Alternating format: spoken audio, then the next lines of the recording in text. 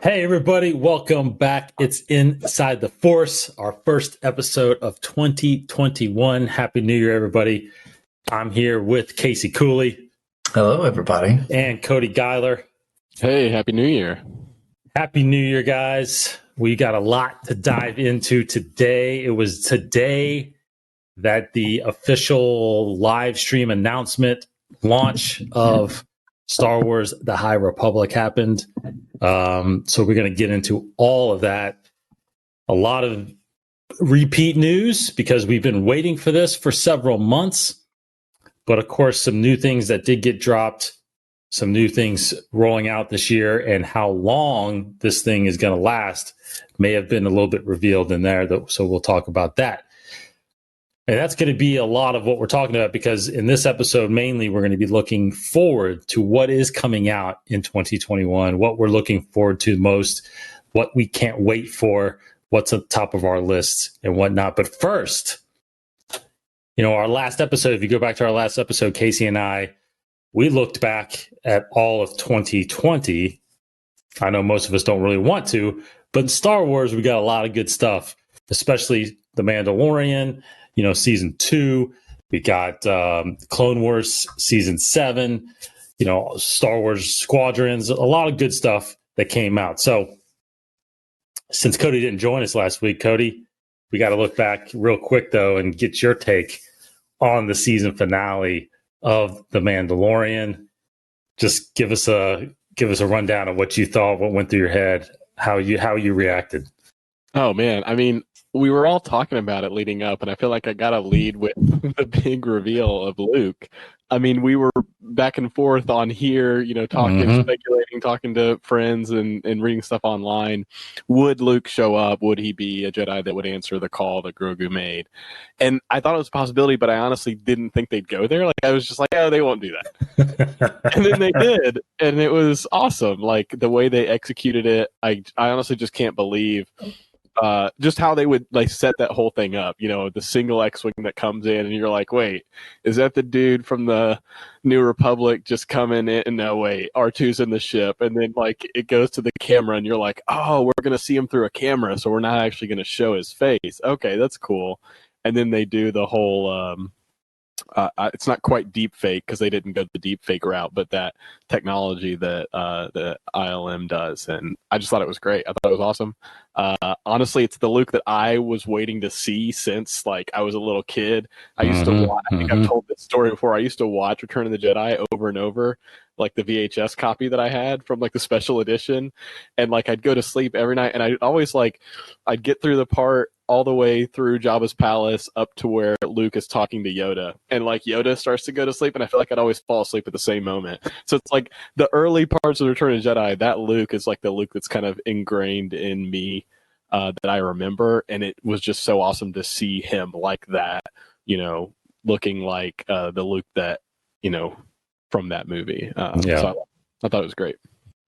So overall, season 2, we got a lot of reveals this year, especially characters, Bo-Katan, Ahsoka live action, the return of Boba Fett. Overall impressions just of what we got this season and the progression of the entire show of The Mandalorian. I thought the progression was really interesting. I didn't expect them to do this many cameo appearances, if you want to call them that. But I thought it was really interesting that almost every time they did it, I felt like it furthered Din and Grogu's story, their bond together. So I thought they did a really good job, especially introducing other Mandalorians like Bo-Katan and then Boba Fett, which I'm hopeful to see them continue, Boba Fett and, how he could interact with Din and what it means to be a Mandalorian. So I was glad they kind of dove into some of that stuff, even with Cobb Vanth, what is it to just wear the armor versus to actually be a Mandalorian. And I really loved honestly, the Luke moment was awesome and the thing that kind of stole the show. But the best moment of the whole season and the finale is Din and Grogu having that moment at the end. And it's it really hits you emotionally. I think it does as well, as a parent. They really got that connection, that part right. And I was just really sad watching it, to be honest. But excited to see where they take the story now you don't know what Grogu's going to do with Luke and where Din's story is going to go, Ahsoka popping back up and Thrawn's involvement. So they've got a lot of seeds planted for, is Din now the new, is he going to be the leader of Mandalore? Is he going to be the next Mandalore because he's got this Darksaber? So I feel like season 2 really progressed the story in a way, like it really kind of wrapped up that chapter of Din, where is he going to take Grogu, which I didn't think they'd do so soon. But even though they wrapped that chapter up, it still feels like they laid a lot of seeds for where they could take some of these characters and his particular story in the future. So I'm excited to see where that goes. Yeah, absolutely.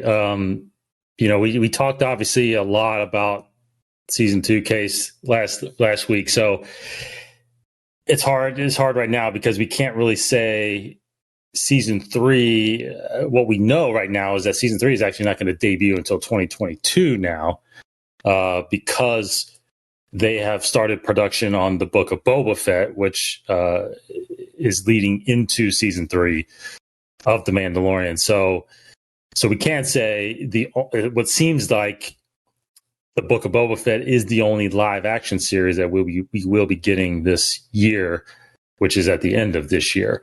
But Book of Boba Fett, and then of course the other 2 series that were announced at the investor meeting a few months ago was The Bad Batch, which is obviously coming sometime this year, and then Star Wars Visions, which is a whole different series that we're getting. Not really a lot of details, but it's talking about different stories throughout the timelines. So those are all the series we're getting. Let's focus really right now on the Book of Boba Fett. Case, I don't know how much you've gotten a chance to really think about the Book of Boba Fett anymore, but I guess the first question, and I'm not sure, I don't think we've talked about it yet on this show, but is this, I know we've been told we were getting something about Boba Fett for several years now. It was going to be a movie, it was going to be a show. Obviously 1313 was a game we were going to get years ago about it. But is this story right now, there's something there, I'm assuming, but what is it that you think can be the focus of this story? And do we need this Boba Fett story in this point in time? That's what I'm wondering.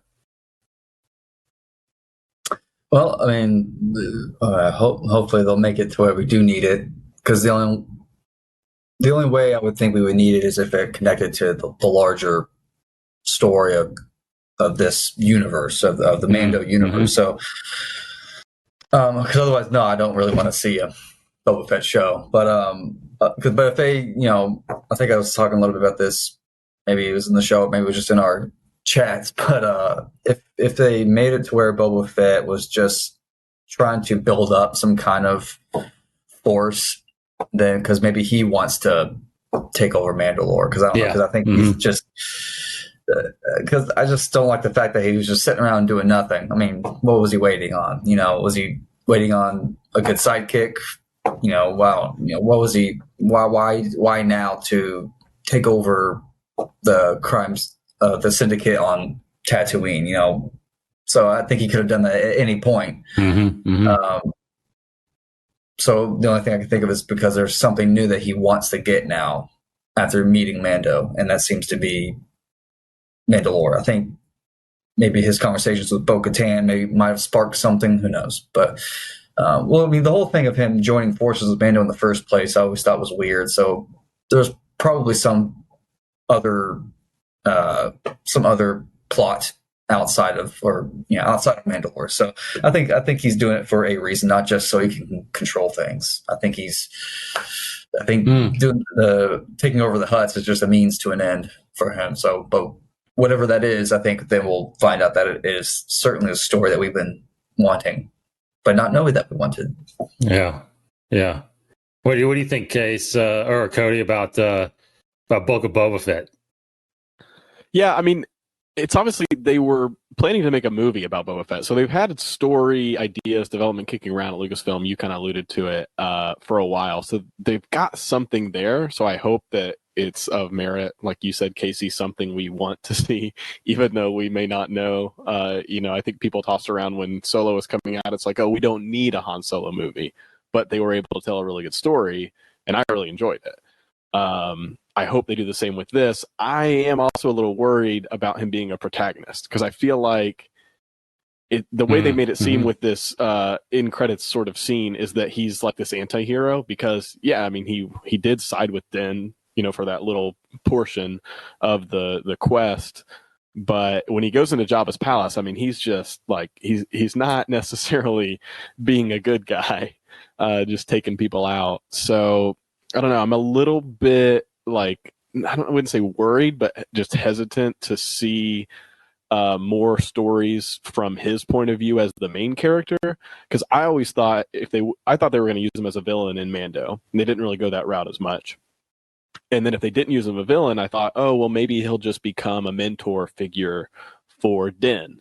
In a way, he'll teach him, what it could mean to be a Mandalorian, even though you aren't really, because Boba Fett kind of struggles with that, being a clone, and Din being a foundling. I thought there'd be some similarities there. And now we know, they've kind of somewhat retconned or further explained that Jango was a foundling. Right. So there's still stuff there that I hope they pick up on. I wanted those themes to come across in conversations more so in Mando, and it was more like they kind of like hinted at that. You talked about the scene where he fights kind of with Bo-Katan and her Night Owl. So I really hope there's more to that, like I don't really know what to call it, but like that civil war type between Mandalorians. I would love for that to happen, but it seems like they're painting him more of like the next criminal like leader or syndicate sort of leader. And I don't really know where that goes next, Yeah, I agree. I think, what I've been kind of racking my brain around is part of me feels like that the Mandalorian story, Din's story, I feel like that is what I think Favreau and Filoni actually wanted to do with Boba Fett. Like, I think that's what everybody kind of wanted to see Boba Fett be, was that lone bounty hunter that's out there just, collecting bounties and getting into a bunch of fights and beating people and killing people. And and I think that's what we would have gotten a lot of in the game. And I think that's what really intrigued a lot of people, was playing this bounty hunter and just going world to world and collecting bounties and exploring the galaxy and whatnot. So when Lucasfilm said you can't do that, he's not alive, or you can't. So I think we're now.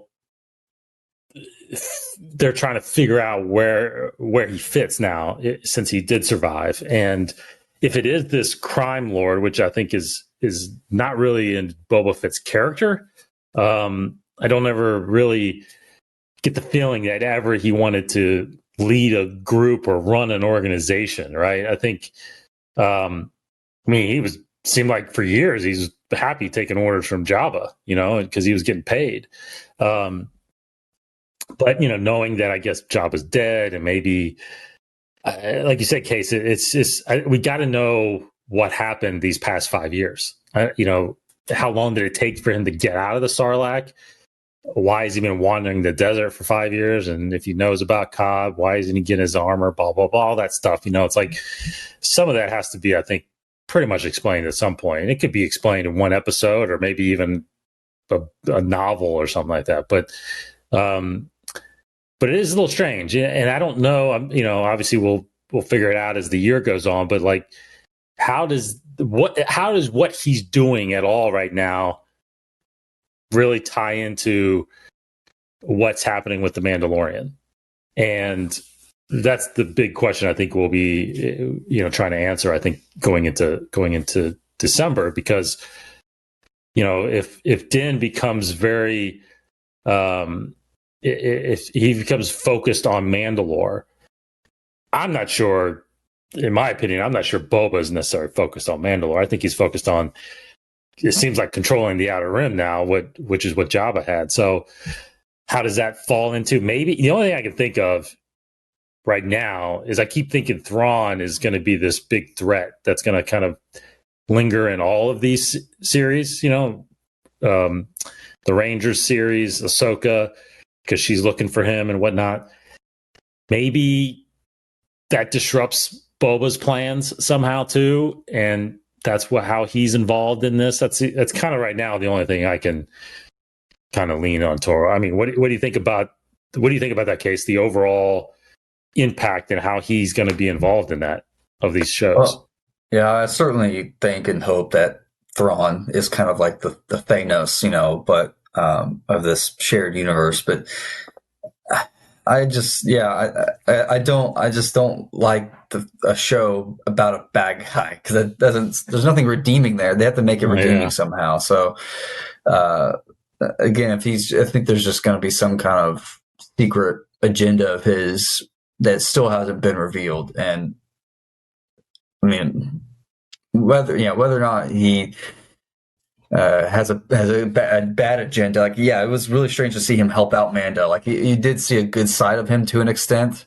Like, he had some kind of honor to help out Din and protect Grogu for a while. Right. So he was very willing to take a lesser role of just piloting, of not doing a whole lot. So I don't know if that was just all a long game or he really is a changed man. Who knows? But I mean, he wiped out a whole room of gangsters, but they set free the prisoner. So there's some kind of code there. But I don't know. But I mean, I think doesn't have a problem killing stormtroopers though.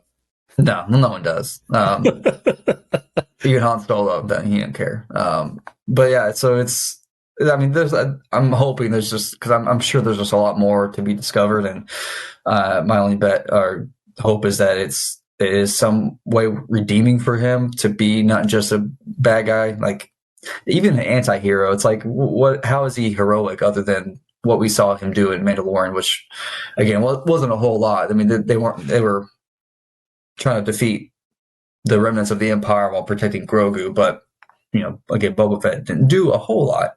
But I mean, I am anxious to see how the show progresses. I just on the surface it just seems very simple, like he just wants to control everything. But to me, so far that's not too exciting. The title's cool, Boba Fett's gonna be cool, Fennec Shan's gonna be cool, but I just don't know what the journey's going to be. It's got to be a journey. Yeah, so that's interesting, Cody. Do you want? Are you okay with a good guy Boba Fett? That's so interesting because it's like in hindsight, you do look back on Mandalorian season 2 and you're like, that kind of didn't feel like Boba Fett. Like if you just think about the Boba Fett we knew and what we've read in other legends and even some of the canon material that happens between like, especially like 4 and 6. Right. So it's like, what is his motivation and how are they going to either develop his character further or change that? Because you don't want to see them do the bad guy becomes a good guy or Heart of Gold, because they kind of already did that a lot. Like they've done it with Han Solo, they just did it with Mando, who is a Mandalorian, wears the same armor, and you kind of mentioned it, Dave. It's like this proxy of like they kind of wanted it to probably be Boba Fett originally, but then it didn't make sense. Andy's a lot older now, so it made sense to have a younger person be this protagonist. But they've set him up in this like Godfather type role, but he can still like kick butt and take names. So it's like, how are they going to make a show about a Godfather that's just sitting in the Jabba's palace throne? But then I think about everything happening in and around Tatooine and maybe the Jabba's palace area, which maybe I'm thinking a little small in terms of the galaxy, but Cobb Vanth is still around there, and does Boba Fett have any ill will towards him? In the Aftermath novel, if they still go this route, there was like a baby Hutt being cared for that they wanted to like groom into be able to sort of take that power vacuum, and a Hutt that Vanth and his group could kind of control.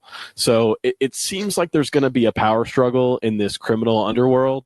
So if we go more of that, maybe they have old scripts from George's Underworld show that they like adapt into this show, which I think would be interesting to see stuff that they maybe can mine from stuff that George created. Cause we're obviously still working with Boba Fett and characters that were in that world. But I think about like Boba Fett's old mentality and how they conveniently wrote him out of the scene with Luke because he would not have liked Luke and he pretty much hates Jedi. So that could come up. I mean, I don't know how, but I mean, maybe Mace Windu is still alive. I've seen like so many thumbnails on YouTube videos that are like Mace Windu survived. He's going to be in Mandalorian season 3 or whatever. I don't really believe it, but that's something that could give Boba Fett an interesting angle. It's like, Mando was searching for these Jedi and he had Grogu, and Boba Fett really never talked about how much he didn't like the Jedi, and I don't know. It could be interesting to take it that route. There had to have been a scene between Fennec Shand and Boba where she's like, "You wouldn't believe what just happened. This dude with the green thing." He's like, "Wait a minute, I left the moment I left. Luke Skywalker showed up." Yeah, exactly. If he's not too careful, Boba's not too careful, he's gonna put on some weight and look like Bib Fortuna there if he just sits on that throne long enough. But, so anyways, apparently everybody sits on that throne and just gets really overweight. Yeah, he is. You brought up Fennec Shand. Good transition, because we know that Fennec Shand is actually going to be showing up in the Bad Batch, which is, roughly 26 years or so prior to what we're seeing her now in The Mandalorian. Which is totally fine because Ming-Na Wen is in great shape, so it's totally makes sense that she could be a younger a character in the Bad Batch. So Bad Batch, we don't know a date, but it is coming. Probably going to be the first series that we get this year. I don't know. I'm really excited about it. I obviously love the animations that Filoni has been involved in. We still fully haven't heard exactly who has. I don't think so, right? I don't think we've heard exactly who has worked on the Bad Batch. I'm assuming it's the same team that has done Clone Wars and Rebels, and of course the final season of the Clone Wars. But I'm guessing Filoni is executive producing, but he's moved on to a lot of these live action stuff, so I don't know how much he's actually been able to go back into doing the Bad Batch. Casey and I, we've always talked about. Lucasfilm has always had a big group of these episodes, animations done prior to release, so it's safe to say that they've got a pretty significant amount of episodes finished for this. They're already probably into season 2 right now. But I love the time period. I think right after the Clone Wars, this looks like we're going to get to the end of it, because we see in that last trailer we saw Empire Day and the Emperor actually announcing the birth of the Empire. So how are these what happens to these clones and the clone army? I think it's a really good story. And of course, this significant group. So, Case, excited about the Bad Batch still? And what are you looking forward to most, really? Yeah, I am excited because, I think the only thing we've heard from Filoni is talking about it basically will feel like a continuation of the Clone Wars. Like, it's straight up, not just visual, but just the action, the stories, so that's very exciting. Hearing, you talk about Fennec Shand, it reminded me, like, I feel like this will be the one last chance and a perfect opportunity for Filoni to tell his Boba Fett story, that arc in this. You totally could do that in this show. Ah, yes, you can. Obviously now you're maybe adding Fennec Shand into that group where she didn't exist before, and you throw in the Bad Batch somehow, the Bad Batch, and could help groom Boba Fett a little bit. That would be, would be really cool. Well, you can actually totally bring in that entire arc that you cut out of the Clone Wars with Cad Bane and everything. Yeah, I mean, that is completely possible. Yeah, just like with anything, when they put stories in between, existing time periods, like there's a perfect opportunity to make all these great connections. You know, like with this, with bumping up to the Solo era, so you can even bring in those grouping of bounty hunters or mercenaries, that we were introduced to in that film. You can. Even again, Saga era is still out there with the partisans. So there's so much you can connect it to. A young Jin Urso. I think there's so many opportunities because it seems like the Bad Batch. It's a perfect I'm trying to think of like the film. It's almost not quite. I guess kind of like Magnificent Seven in a way, just like this group of guys, mercenaries in a way that they're just going to be traveling around, kind of. Not necessarily rebels, but just finding kind of their around, way in a sense. Yeah, right? Finding their way, and along the way they're going to run into important people and do good and all that. So it's I think that really excites me. Is that's the path they're going to take it. But the trailer that we got was incredible. That definitely got me hyped up. Just the amount of action and getting you excited for good old Clone Wars action. But I mean, Ahsoka could pop up. There's tons of opportunities here. And plus, we got to know what happens to the Bad Batch. I think that's now that's a question. Now that we got introduced to these guys, we got to figure out what happened to them. So that's right. A lot of good possibilities. Cody?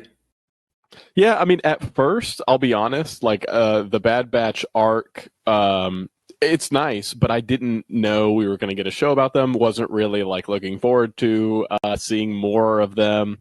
Then when they talked about more of where the show could go and then seeing the trailer, like you guys said, like the trailer did kind of sell me a little more. And then just hearing about, I do like that time period, but we've gotten a lot, Casey mentioned a lot of different characters and other movies and stuff between 3 and 4. Recently, it's felt like we've gotten a lot there, but a lot closer to the end of like episode 3, I think makes this really interesting. Fallen Order kind of played in some of that space.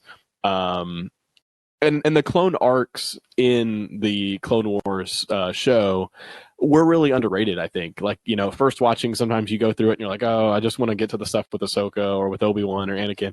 But then in like second viewings, you're like, these are the ones that get really emotional, right? Like they deal with, what does it mean to be like in a war and to be a clone, somebody that was created for war. And then later towards the end of the Clone Wars, what does it mean to be this person created for a war that is starting to, phase out and no longer happen. So I'm interested to see where they go with it.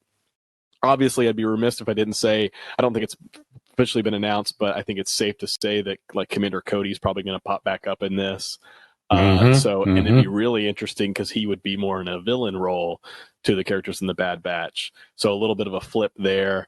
I just think it's going to be kind of cool to see some of that stuff and sort of this purge time. I feel like the main mission for the clones outside of, like making sure the Empire can put their fist in areas they want to around the galaxy, like they're going to be tasked with hunting down Jedi. And I don't know where the Bad Batch show starts, but I assume they get some kind of mission or order or whatnot. And I'd be really interested to see, what they do with like Vader and any kind of clones that were involved with this like purge, because early purge troopers, I believe, started as clones, and especially like the Vader comic tie-ins, all the Jedi that had survived that are being hunted down. So I'm really interested in some of that stuff, maybe more so than the actual Bad Batch characters. So I think the timeline is what really interests me.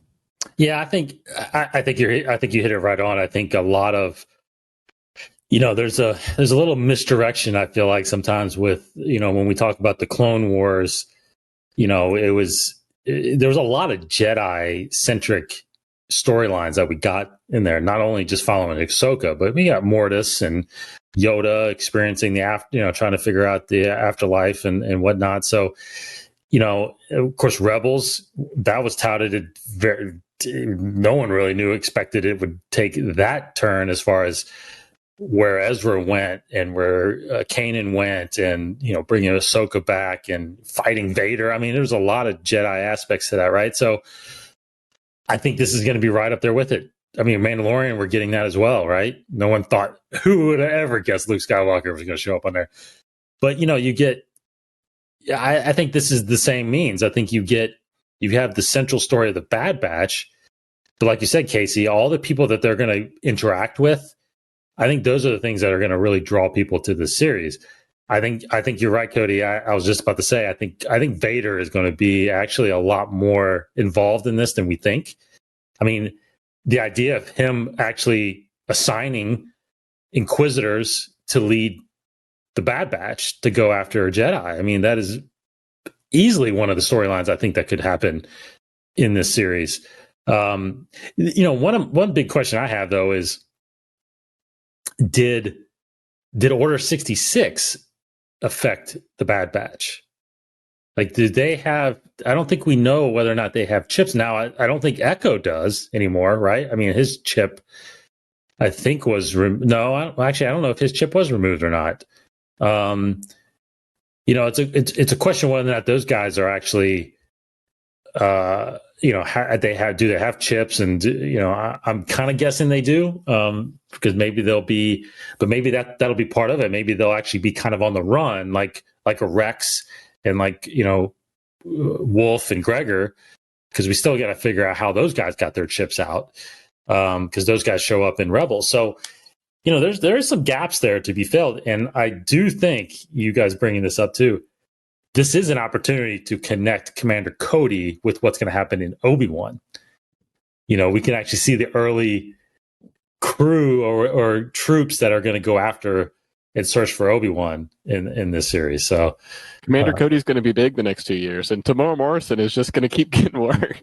I know, man. He's set for a few more years, man. He's set. And it's crazy because he could have easily done, I feel like if he would have been asked, he probably could have easily done the voices of all these clones, but D. Bradley Baker has been the voice over the last 10 years or so, I'm sure he's going to still do the animated sides. But yeah, Commander Cody, man, and Tamora Morrison is going to be seeing some action more. I have a question for both of you about Bad Batch, because I've heard this thrown around, and maybe you guys have as well. I've heard people say that they might connect this to Mando, and that the Bad Batch are the ones that rescued Grogu from the Jedi Temple during Order 66. Heard that. Yeah. Wow, I have not heard that. So I don't know if you guys like that or not. Wow. I don't know if it was said that it was a Jedi or if they said who, or when Ahsoka talked about it. But I like that tie-in a lot. Mm-hmm.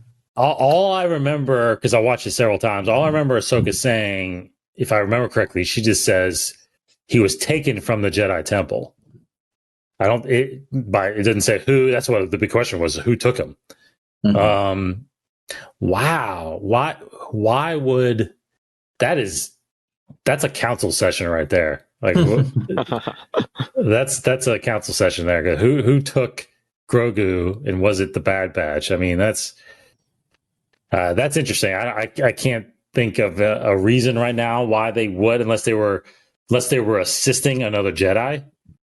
Maybe a Jedi. Maybe they weren't affected by Order 66, and they still were loyal to the Jedi, and they went in to go rescue whoever they could, and Grogu was the only one that they found. I don't know, but it seems like the way Ahsoka talked too, it seemed like,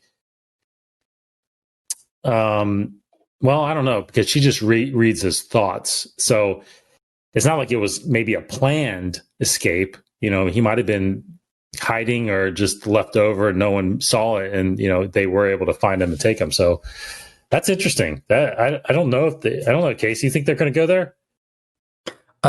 Sure. I wouldn't say why not. That would be pretty cool. I do think though, like the first episode, it will be pretty much them on the run from Order 66. That would be cool. Yeah, if they were try to, maybe like the second or so episode, they tried to like hatch a plan to go, like you said, save whoever they can, or I don't know how far and wide Obi-Wan's call went, if it only went to Jedi or just to any Republic officers, soldiers, anybody who would be willing to listen, or if it was just the Jedi. But because that'd be pretty cool if we once again saw the Obi-Wan signal from the Bad Batch perspective. Right. Yeah, very interesting stuff. So, we'll definitely be tackling that as it comes out. I heard rumors that it was March, but I'm assuming they would announce something by now if it was going to be March. So maybe it's not going to be March. Maybe it'll be April or sometime this summer. But I mean, briefly, I mentioned Star Wars Visions. I mean, any expectations for that? Any excitement for that for any of you? Cody? I'm excited. Yeah. Okay, so yeah. It's just different animation styles would be pretty cool. I'm excited to see that. Yeah, I think it was interesting. Like the is it called the Galaxy of Heroes or Galaxy of the new animation style they've done on like some of their YouTube for kids? Galaxy of really short. Galaxy of Adventures, yeah. Yeah, Galaxy of Adventures. I think that style already kind of opened up the door for stuff like this. And I don't know the specific like company who's like doing the animation, but I do really like some of that like more stylistic approach. It'll be interesting to see if this is something like Galaxy of Adventures where it just kind of hops around the current either Walker Saga or stuff we're familiar with, or if they delve into more storytelling, if they have original stories or not. I think it would be really interesting if they can go into more of the like original stories or flesh out characters that we already know. Yeah, I'm not sure. I don't get a sense that I do get the sense that it's going to jump around a lot. So I don't think they're all going to be totally connected. I think they're going to be separate. I feel like they're going to be separate stories, but I feel like they're going to be characters that we've never heard of. I think they're going to be a lot of different stories, which I think is welcome. I think this, they're obviously doing that with the High Republic. We're getting a whole different level of storytelling and characters here soon. So, just to run down before we dive into the High Republic stuff, just to run down some other publications that are going to be hitting your shelves this year. So besides the High Republic, we still have the third book in the Alphabet Squadron trilogy. It's called Victory's Price. That is going to be hitting your shelves on March 2nd. I'm still making my way through Shadowfall, or is it called Shadowfall, which is the second book of Alphabet Squadron. So I'm trying to make my way through that still. It's hard because I'm not driving as much as I used to, so I can't be listening to these anymore. And Case, I think me and you both were doing it while we're mowing the lawn. We're not mowing the grass anymore right now. So Dr. Aphra, the audio drama that got released, that is coming out in novel form on April 6th, very similar to Dooku Jedi Lost. That's coming out and hitting shelves on April 6th. So if you want to read that screenplay, you can. The second book in Zahn's second Thrawn trilogy, Thrawn Ascendancy Greater Good, will be hitting shelves April 27th.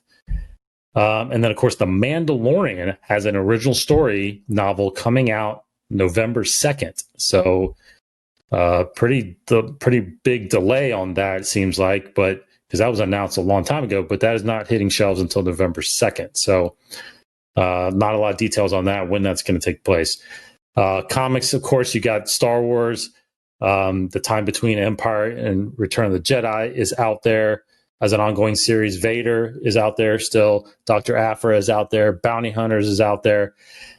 The Rise of Skywalker comic adaptation starts with issue 1 this January 31st. We are going to start getting the comic version of The Rise of Skywalker. Very interesting because there are apparently some additional content, additional scenes in this book that is coming out. Very big delay on that. Obviously, it's been over a year since the movie's been out, so we're just not getting the comic adaptation. So rumors are that there were a lot of revisions to this thing. So we'll see what we're going to get at that. Very interested in that. So besides that, the only other thing too is, which I'm looking forward to, I can't wait for it. I don't know when it's coming, but the Lego Star Wars, the Skywalker Saga is coming at some point this year. Supposed to be holiday 2020, didn't make it. I've been reading first quarter, but there still isn't really an announcement for that. And then, of course, on the gaming side as well, there's some additional content with the VR game Tales of the Galaxy's Edge that is going to be coming out at some point this year as well, supposedly tied again to the High Republic series as well. It's a little more additional content for the Jedi side of things, like you kind of did with the part that came with it. I can't remember what it was called, Temple of Darkness, I think, or something like that. But great part of the VR game, really interesting, very similar to the VR of Vader Immortal, where you wield a Jedi as a Padawan. That's actually going to be in a lot of these stories that we're going to be talking about here shortly. So I don't know, any of those. What are you looking forward? Anything you're looking forward to of those publications at all before we get into High Republic? Case. I mean, I'm actually very excited. For the Lego game. When they announced it, I feel like it kind of flew under the radar when they announced it. Was that Celebration when they talked about it for the first time? Yes. But I was like, this is amazing. And, because not just, kind of re-releasing, modifying some of the previous ones that come out, but it's like more open world, and that always excites me. So, I'm very excited about that one. What else you got, Cody? You're excited? I'm actually looking forward to trying to dive into the Thrawn books. I think I was interested in it. I haven't read the newest iterations that Timothy Zahn's done. I hadn't been as interested in diving into that particular story, but knowing that they're talking more about the Chiss and the Chiss ascendancy, I feel like there's going to be a lot of backstory. And I'll just say it, I'm jumping on the bandwagon since he was name dropped in Mando. I want to know as much as I can about him leading up to this, because I feel like there will be nuggets in there that will then get expanded upon. I mean, it's what John and Dave have done thus far. They've been able to mine these great moments, whether it's in canon or Legends. Yeah. So want to dive into that for sure. Yeah. Probably audiobook form for that. But I gotta listen to High Republic starting tomorrow. I know. So let's get into that, because there's a lot to dissect here a little bit and to speculate on, because I think, the biggest thing is it does launch. It launched, depending on when you're listening to this, it launched January 5th is the official launch of the High Republic. You're getting 2 novels right off the bat. You're getting Light of the Jedi, and you're getting A Test of Courage. Light of the Jedi, as I think most people know now, Charles Soule is the writer of that one. It's getting, what I've been hearing is just rave reviews. I think, Casey, have you read some of it already? Did any of you read some of the chapters that were out there? I honestly can't remember which book it was. Only the ones that they publicly released, little excerpts. Yeah, I think it was Light of the Jedi. Yeah. But reviews have been coming out over the last week, and a lot of high praise for Charles Soule kicking off this thing, because it seems like with the launch video that they put out today, it seems like what happens in his novel truly resonates through all of these other stories. And gosh, I can't believe it just escapes me, because I had it on what they're calling the Great Disaster. The Great Disaster. Thank you, Cody. Catastrophe or whatever. Yeah, the Great Disaster.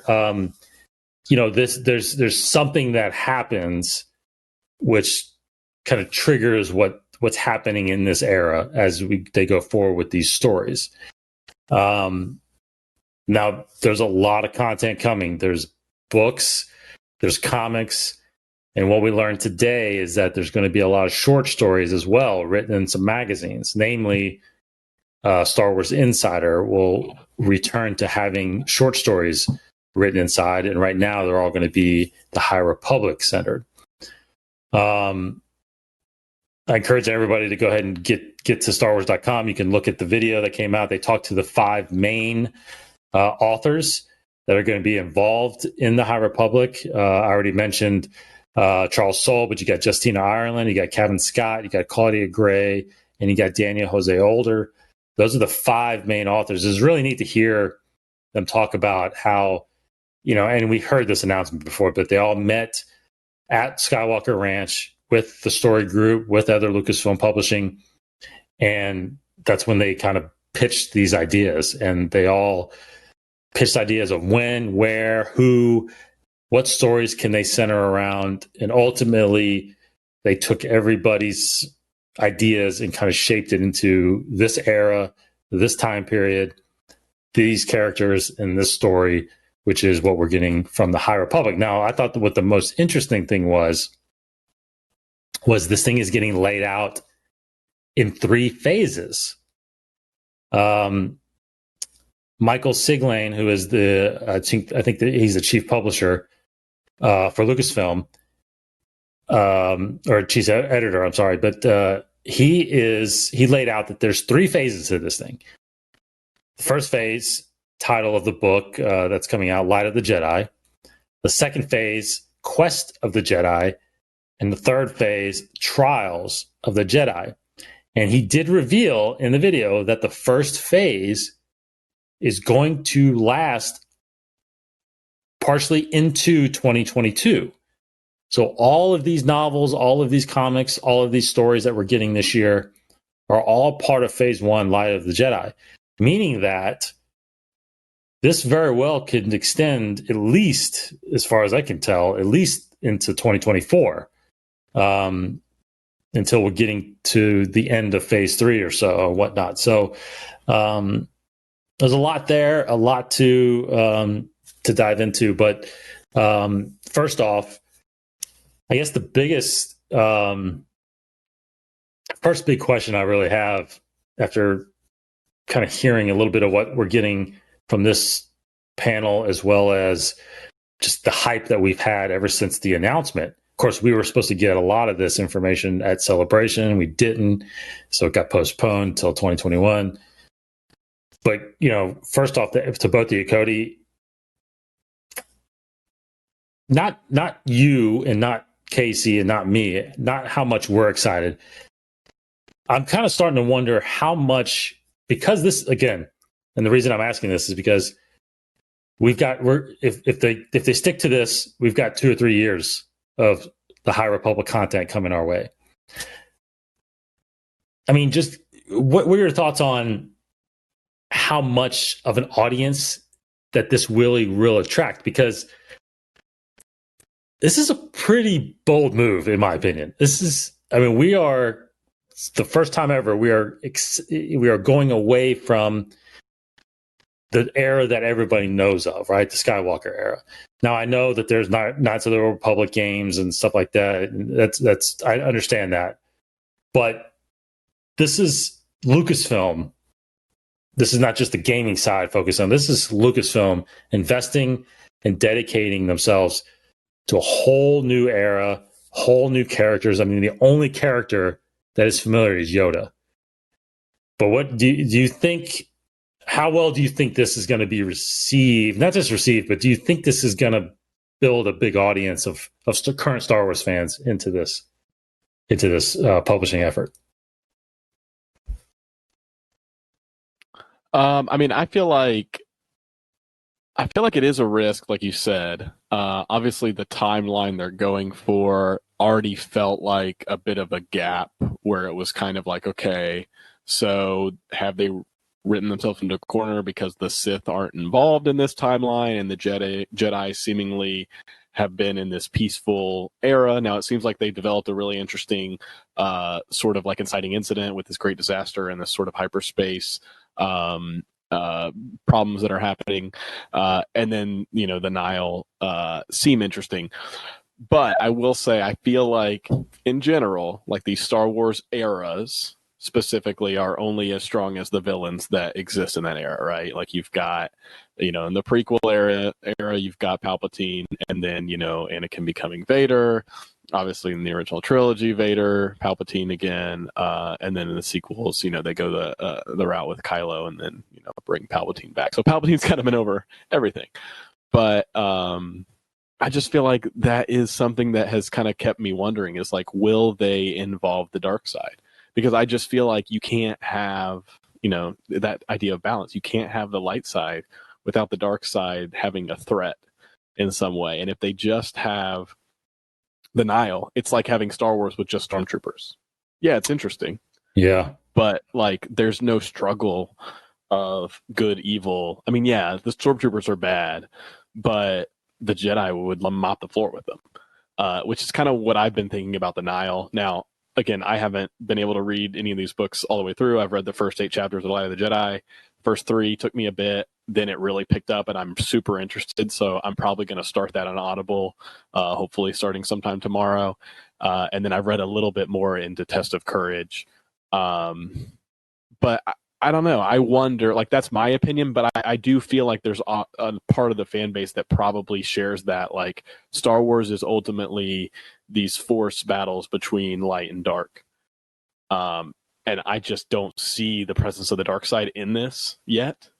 And now there's been a hint of it on the tail end of the High Republic era with the Acolyte show. So we know that it's going to potentially build to that. Yes. And I just wonder, like, how many books would it take to, like, plant seeds to be interesting enough if this is going to go for 5 years? I mean, I'm glad they're taking a risk and carving out this section. It makes sense to me. The Disney Plus shows are doing post episode 6 and potentially beyond. They don't want to touch beyond 9 because that's going to be for movies and future stories. So I wouldn't want authors to pick up there. It sounds like they're not letting people tell stories in the Old Republic because there was already development seemingly from the Game of Thrones producers, and that was going to be a movie and might still be at some point. So it does make sense to me that they would pick this pocket of the timeline. Mm-hmm. So, like, it feels like, okay, this is right. But I do have some hesitation, mostly on the villain side of the whole thing. Yeah, Case? I mean, I'm excited about it, and I think it will definitely draw. I think it will draw some new crowds to it. I'm not sure if they're trying to get like a wealth of. I keep calling them like mainstream Star Wars, like the people who only watch the movies, and maybe even the Mandalorian. But I'm not sure how many of like that audience will just start to come into the books and the publishing side, but. Certainly the people that have been sticking with publishing since the beginning, I think will, eat it up. And I think they'll, that could only grow. I think that type of audience, I think, will definitely grow.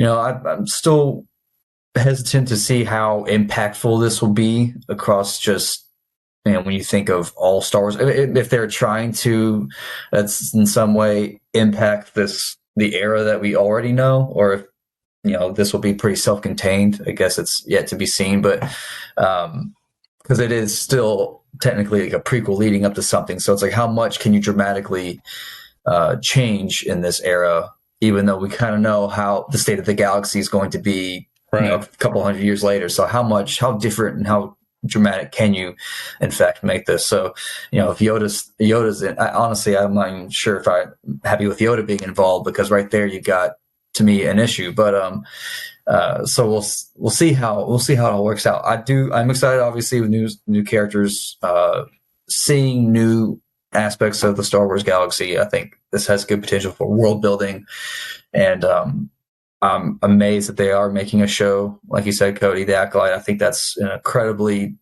needed move to kind of tell us that they are investing in it, is that they are already making a TV show about it, and I think that's fantastic.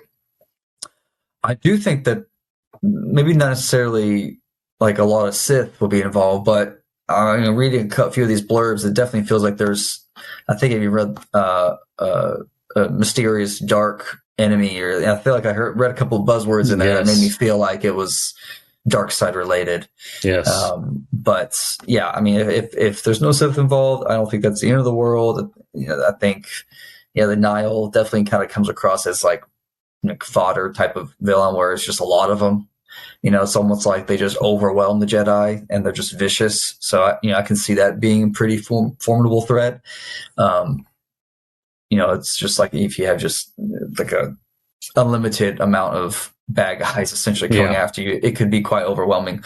But there's certainly a lot of mystery. Like I definitely, all these books deal with either this Starlight Beacon or this catastrophe, or the whether it's before the thing or during it or after it. It's like all these books revolve around it. So it's certainly set up a pretty good mystery. And because they just won't stop talking about it. So I really want to know what happens. Yeah, no, I think so you're right. I think it's interesting because as you see the phases, there's light, and then there's quest, and then there's trials. It's like, something happens during this year.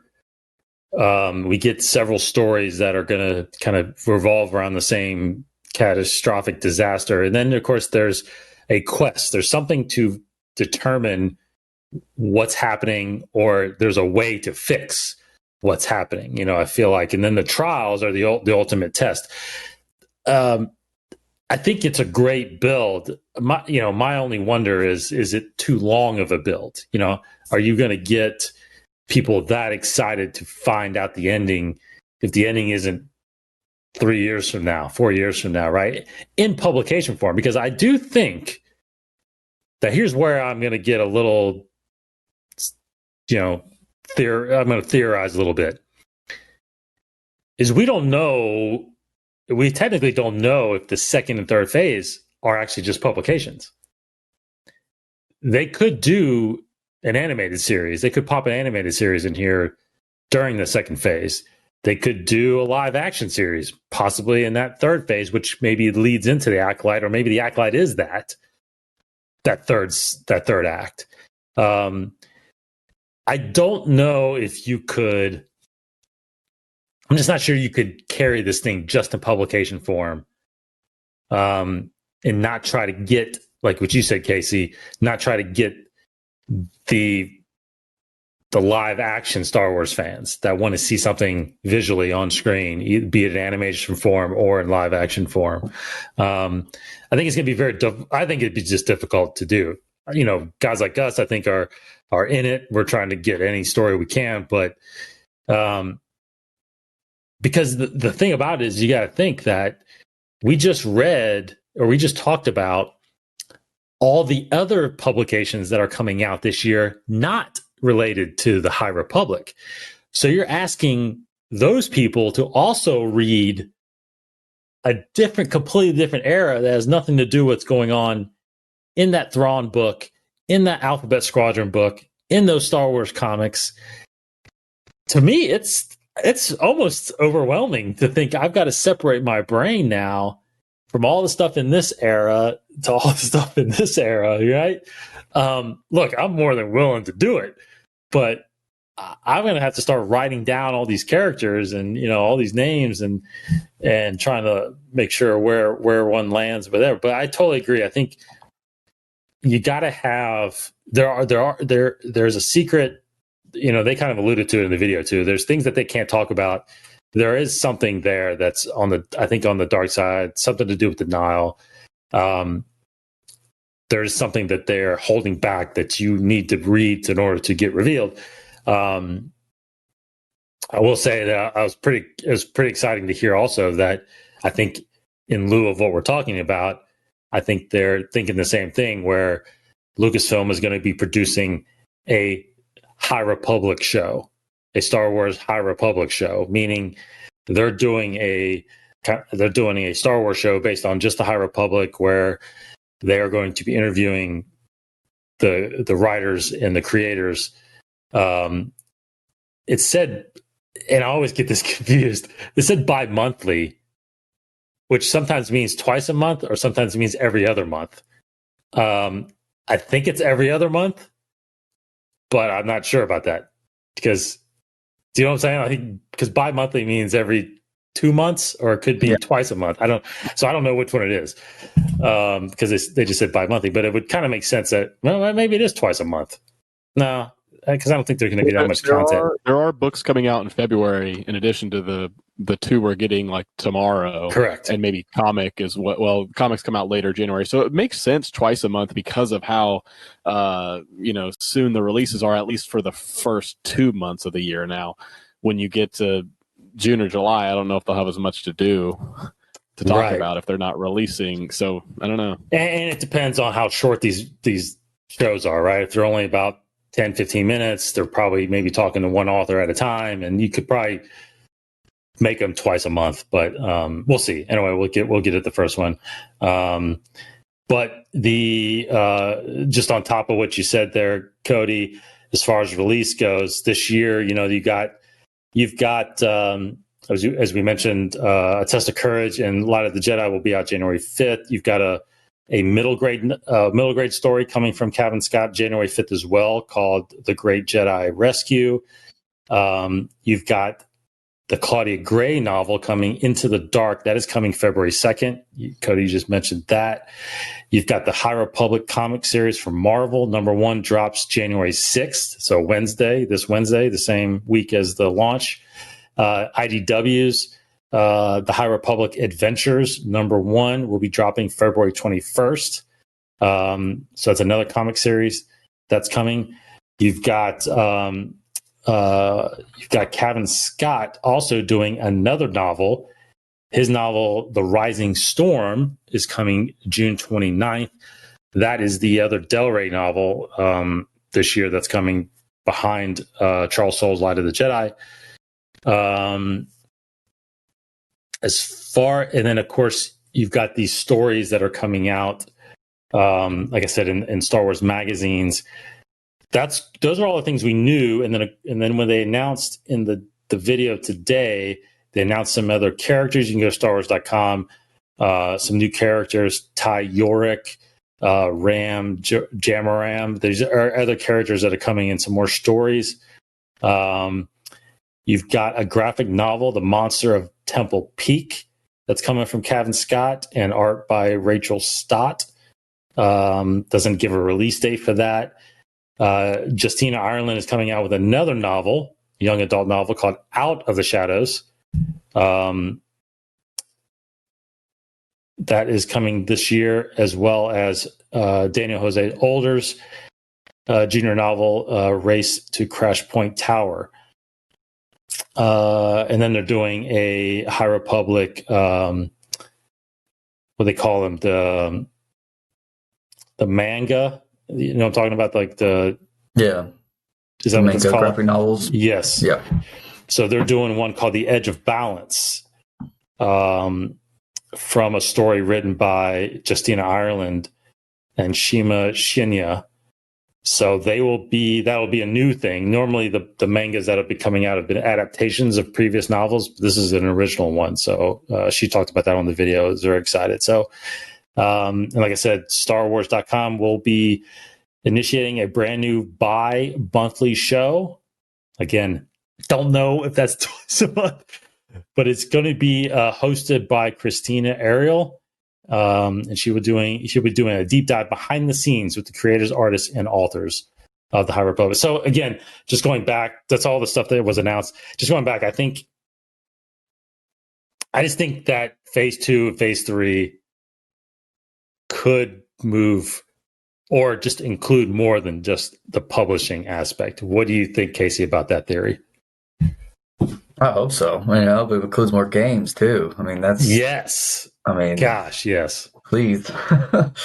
Hopefully they realize that is a much needed target demographic, and we just need more games. More games with more Jedi. That's what we need. Just take Fallen Order and reskin it and put a bunch of Jedi. Yeah. So anyway, Cody. Well, you got the lightsaber combat, so I think it's a perfect example of you just reskin the game. Yeah, definitely. I would love to see more games.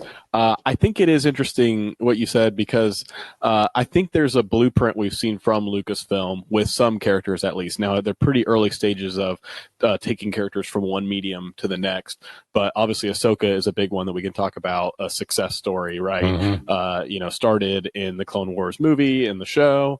Yes. People really liked her. They kept making more Clone Wars because of the fans. Then they came and made this final season. Now she made the jump to live action with The Mandalorian season 2. So, and then we're seeing seeds of that with Dr. Aphra, the comic. Then they did her audio drama, and you starting to think maybe they're either seeing how much fans are interested by having this character in other mediums and trying to get her also into live action. I don't know if that's the plan. But I do think that as a slow build, I worry that it is going to take a lot of time for non-reader or non-Star Wars book fans to dive in. Where do I start? They do have kind of a release order, but 2 books come out on the first day, which I guess you could say one's an adult and one's more for like a young adult reader. Yeah. Young adult, yeah, like a YA. So it makes sense, but it will be hard, like, once you get to February or later this year, somebody who hasn't read any of them, and it's like, okay, well, which one do I read? Well, I might say, hey, this one was my favorite, but it's like, do you have to read them in order? Because some of them will have tie-ins. So I think that is a bit of a challenge, but I wonder if this is more of, not to say this is all like a testing ground, because I think these are ultimately going to hopefully be good stories. And, I like a lot of these authors. I think they've already done great work to prove themselves. But I do see them maybe trying to create this new world, characters, and see which characters gain traction as this goes along. Maybe we get into the end of this first phase and people really love like Avar Chris or whoever. And then does she jump into another medium? Does she jump into an animated show? Is there a game? Can one of these characters, will they pop up in live action? Will any of them... And I guess they probably won't be around for the Acolyte show. Not really sure what the time difference is there, but maybe a young one could or something. So I'm interested to see how that develops, if any of those characters become sort of like fan favorites, I guess. Yeah, I think, Casey, you mentioned it. I think they mentioned it also on this video, which is interesting, was that, someone mentioned on there that, hey, we're in an era that's never been explored, so we kind of have free reign to do what we can and to tell these stories. And I was like, I was thinking, you know what? Not really, because we do know what happens or where we end up in 200 years. Even if it's 200 years, we still know that the Jedi are going to be around, that they still don't technically know that the Sith has been around for 1,000 years. Yeah. We know Yoda's going to survive, so his life isn't threatened in this series. Of course, every character that's introduced, we don't know their fate, so of course we can worry about them. But as far as the state of the galaxy, I mean, even this is the high time of the Republic. I think it's safe to argue that at the beginning of episode 1, there was still that high time of the Republic, I feel like. I mean, at that point, too, no one thought any Sith were around. So we thought, yeah. It's a good point, because even so we thought, until we start reading all these new books coming out, that it's like at the time of the Phantom Menace, if you read all the other books, it's like, that the Jedi Council were already kind of had not a dark side, but I don't know, not quite corrupt, but, kind of headed in that shady, like they're compromising too much, that kind of stuff. And, so I like that fact that this series will lead into that, because that was always my big question, is like, I want to see in the High Republic, I want to see the Jedi, how they became such, they honestly are kind of going more gray in a sense, or just more dogmatic in a sense of like in Dooku Jedi Lost, there was a lot of concerns about how the Jedi weren't going out to save certain planets. If Cypher Diaz had a vision, it's like the Jedi aren't going to do anything about it. It's like it made you really understand why certain Jedi broke away. And and everything we started reading from this, it's like all these characters are like, oh, they're the peak of their power. They're so much potential. They're the ultimate heroes. It's like, oh, that doesn't sound, that's cool. But I want to see how they kind of are now tilting into the other degree, in a sense. And I'm assuming that that's what this event is going to push. It starts that journey of the Jedi unaware. It's like almost like the first major problem that the Jedi has to overcome, it's like hubris, like that they didn't think that they thought they were invulnerable. So how are they going to deal with the fact that they can bleed now? And so that part does interest me, and I'd like to see how they become a little more compromised in their character, and yet still battle with that light side part to it. So, but yeah, when you do put them in this era, like you said, like you have rules that you have to abide by. When you have rules of like, you can't do this in this part of the galaxy, you can't have an army of Sith, you can't, whatever it is with a certain character, like you say, you can't kill Yoda or something like that. It's like there are certain very simple rules that they can't break. So it's not like they have ultimate free reign. Right. They have to be careful what they do. But maybe it's not much for worry. Again, you are 200 years, so maybe it's 200 years is long enough time in this galaxy to where you can forget about certain events. But again, there's Yoda, so it's just that's the thing. It's just like Yoda's there. Yoda kills any kind of equation like that, So. Yeah, it's like, why can't he? I don't know. Anyways, we'll see.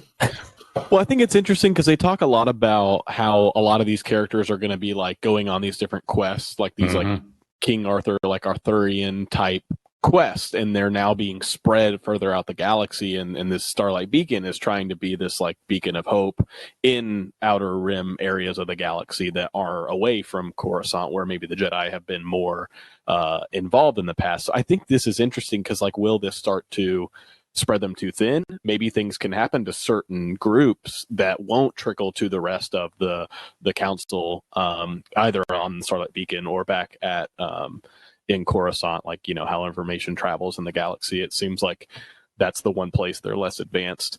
So perhaps some of them could get involved into some shenanigans that involve the dark side, and still not break some of these canon things that we have in our head of like, Yoda knowing or not knowing and whatnot. But it is interesting, like you mentioned, the hubris and how it builds. Like, does this moment you assume they're obviously going to survive the great disaster. Does it make them feel more invulnerable? Does it now show them that they have holes? Do they have disagreements on how to handle this and other things? And do they get spread too thin going out into the outer rim? And then when we start to see them, like you mentioned in the Dooku book, where they're like, no, we're not going to intercede over there because they've, maybe they've seen what happened when they got spread too thin. Yeah, so like they're very protective. That part of it is somewhat interesting, of like, maybe the Jedi can be at odds with each other. Doesn't seem like that's how they presented it during this sort of like time of peace. But I think that kind of level of drama and conflict would be super interesting. Yeah, and talking more about dark side, it's like I do want to see in some of these books someone struggling with dark side, because you can't have someone just be totally, perfectly aligned to the light. Like, that's always a constant struggle, I would say, for a Jedi, is to have that guard up against dark side temptations. So like, I want to know what this era Jedi, how they deal with Jedi who do slip. Is it just so perfect that no one is falling into the into the trappings of the dark side? Do they just ignore it, or pretend it doesn't exist? So I do want to know that. Yeah, no, I think that's interesting concept, and I think I don't know. One thing's for sure. At some point, and maybe it's this era, but at some point they decide that everybody's going to dress the same. They're getting rid of all the cool looking lightsabers. So they get pretty normal, I feel like, by the time we reach episode 1. Because the way that some of these are designed, their outfits and their sabers, is really, really cool. To be honest, budget cuts, exactly. But it very much feels like, to me, it actually feels like more Old Republic, like 1,000 years prior to episode 1. That to me would be the ultimate. But we also know 1,000 years at that point, the Sith were very much around at that point too, with all the great wars that the Jedi and the Sith had at that point. So I don't know. Final question for the year as we look ahead again to 2021. I don't know. Tell me what era are you still looking forward to most this year? Is it diving into all this High Republic stuff, or is it still, Bad Batch and Thrawn, like you said, Cody? Is it, or is it equal? what are you looking forward to most as far as the eras go, Case? Era is probably High Republic, just because it isn't the fact that it is new, just because it's something new. And yeah, I mean, because I was going to say Obi-Wan, but that's 2022. Because if I were to say one thing I'm excited about the most, but in terms of eras, yeah, it's because there's nothing coming out after the films this year, so I have to say, yeah, High Republic. Cody? I mean, I unfortunately gotta go against the High Republic here and go more of the sort of the normie fan route of Book of Boba Fett, that timeline, the post Return of the Jedi. I feel like John and Dave have done such a good job with the storytelling, with what they've been doing, that it's like they haven't missed yet. And I just can't wait to see more of that story play out. Even though Boba Fett as a main character isn't as interesting to me as some of the other characters, even that we've talked about and that have been sort of like teed up for this next year, I just feel like the creators of that have my attention more so than some of the other stuff coming out. Yeah, I'm right now. I'm probably on the fence of still in this Skywalker Saga timeline still. Book of Boba Fett still seems so far from us right now. I mean, it's practically the entire year. So right now, I think on the top of my list, the Bad Batch is driving everything for me right now. I can't wait to watch. Plus, I'm an audiobook visual kind of guy. If I could sit down and read and buzz through a book, I would love the High Republic era. But right now, the publishing side is just so hard for me to sit and take the time to read. So I usually do audiobook. And right now, I just I'm not doing the things that'll make me listen to it right away. So it might take me some time to get into the High Republic stuff. But I am looking forward to it. But right now, I think at the top of my list is definitely Bad Batch. And then looking forward to I'm actually looking forward to. I'm going to make more of an effort this year to get back into some of these other comic stories that are currently going on right now with Star Wars and with Vader. I'm kind of going back and catching back up with the other two Star Wars and Vader series that were out last year. So, yeah, I'm still into that part of the stories this year. But look, I think the High Republic's I think there's gonna be some things that are gonna drop. Again, some of these secrets that we're talking about that are really going to, I think, perk up a lot of fans and make people go back and start getting involved in some of these stories. So I hope I'm not too spoiled by it, but I do want to hopefully read some of those and get into it. But I will read this as we close out here. Will read this. They released this as they released the new video on the website, though. But it basically summarizes the High Republic in this statement. It says, in the all-new era of the glorious High Republic, the noble and wise Jedi Knights must face a frightening threat to themselves, the galaxy, and to the Force itself. So that's what you're going into as you tackle the High Republic, which is out now in your bookstores. And on Marvel on your comics shelves with Marvel this week. So go check all that stuff out. Of course, StarWars.com has all that info and more on the authors, characters, all that stuff that's coming. And we will review as much as we can as we get into it. And I know some of us are probably going to tackle some of those stories, but